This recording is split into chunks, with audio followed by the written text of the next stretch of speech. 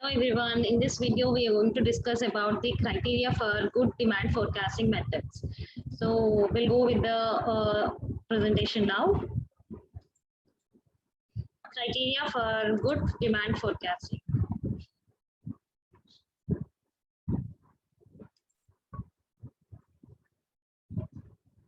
So in my previous video, we have gone through various concepts of demand forecasting, types of demand forecasting, what is the significance of demand forecasting, what are the factors affecting the demand forecasting, and what are the techniques or the methods of demand forecasting. And now we are going to discuss about the criteria for the good demand forecasting method. So what are the criteria we need to follow before going for these demand forecasting methods, implementation of this demand forecasting methods. So altogether, 8 criteria are being given by Joel Dean. Has given 8 criteria for determining good demand forecasting method. So one is accuracy, next one is plausibility, third one durability, flexibility, availability, economy, simplicity, and consistency. Coming to the first one, accuracy. Accuracy means forecast should always be accurate as far as possible, because accuracy generally how an accurate forecast can be possible, because whenever the past forecasts are accurately designed, accurately checked against the present performance of the organizations, then based on the present forecast, future performances of the organizations demand forecasting can be done, because accuracy cannot be tested with any measurements, because by only judgment only accuracy can be designed for any product or the service of a particular organization. So here before good forecasting methods can be selected based on their accuracy, that is based on their past forecast against the present situation, based on this past forecast, present situation, and the present situation, future forecast can be done. Next one is plausibility.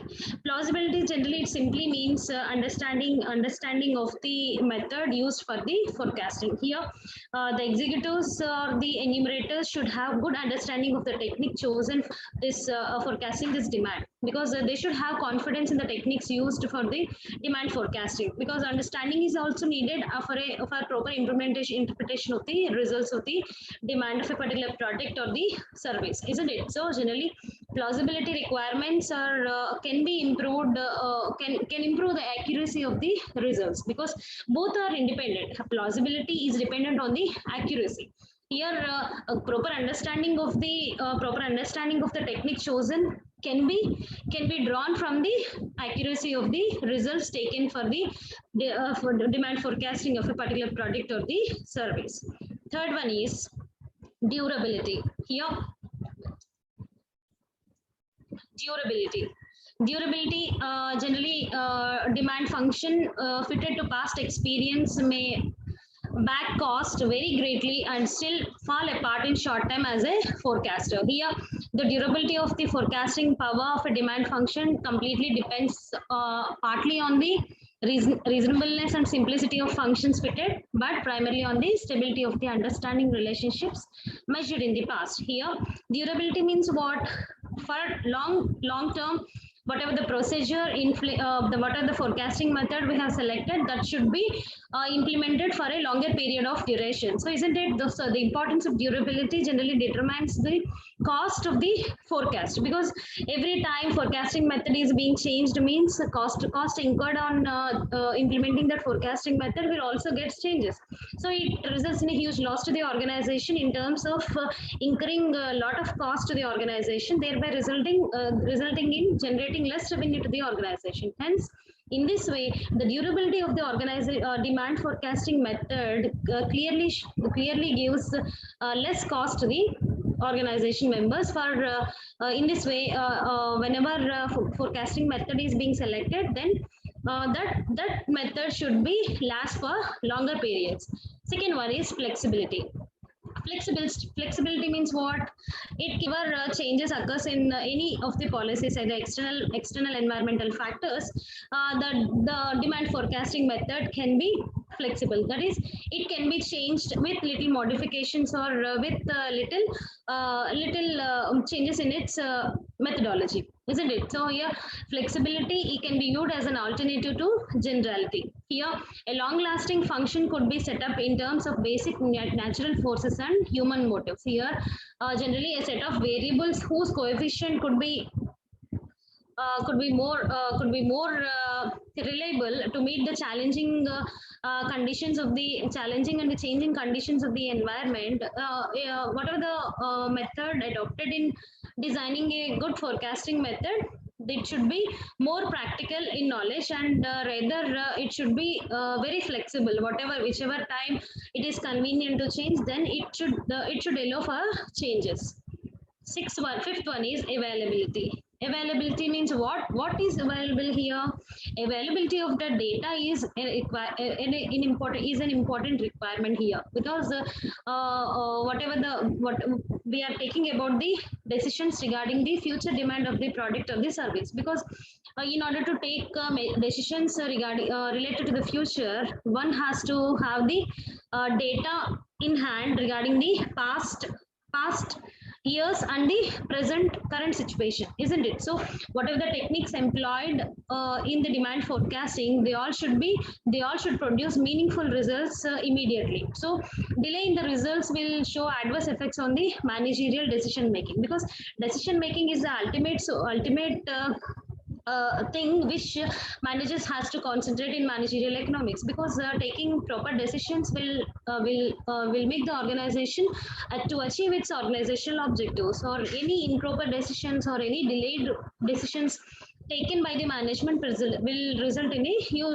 creating a huge loss to the organizational members, thereby not attaining the organizational objectives. So here availability of the data is an important source of important thing which we need to concentrate before selecting the demand forecasting method. And sixth one is economy. Economy means what here? Cost. Here economy means cost. Cost is the primary consideration which can be weighed against the importance of forecast of the business operations. Here a question may arise. What is that? How much money and managerial effort should be allocated to obtain a high level of forecasting accuracy? That is, here under certain economic conditions, how much money can be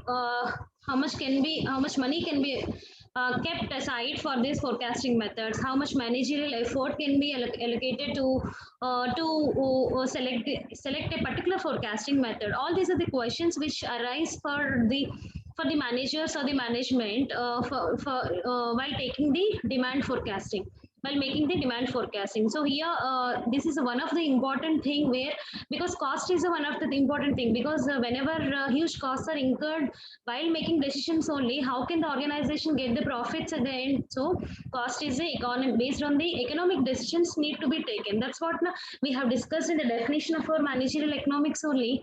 Economics, why we are inculcating this economics into managerial decision management, because for proper decision making, in order to reduce the cost and to increase the profits to the organization, increase revenue to the organization, cost is a only factor which we need to reduce by taking optimal decisions or proper decisions at proper time. See, seventh one is simplicity. Simplicity. What is mean by here simplicity? Because in my previous video, you have seen the various statistical methods, or the like regression analysis, time series data, cross sectional data. All these are the models which are certainly useful, but they are very complex very complex, because to all the executives, all these methods may not be easy, because if people having a fear of mathematics, then these methods will be appeared like a Greek or Latin, isn't it? So here the procedures must be very simple. It should be very easily understandable and adopted by the forecaster. Last one is consistency. Consistency here is the forecaster has to deal with the components of which are very consistent and independent. Generally, if he does not make any judgment on one component to bring it in line with the forecaster of another, generally it would have achieved a whole which would appear consistent. Here the forecaster, by taking the various components, one should have whatever the forecaster is making decisions, it should be consistent with the forecast of the another person. there should be consistency between the forecast of these two persons. So these are the 8 different criteria which can be laid for a good forecasting method. So by this by this topic, the second unit of for MBA and first unit for MCOM has been completed. So we'll just go through the videos and we'll have a Google link one day, because all the entire units will be revised and questions will be asked to each individual. So if you have still any queries regarding any topic, I'll just ping me in my personal WhatsApp number. Okay, thank you.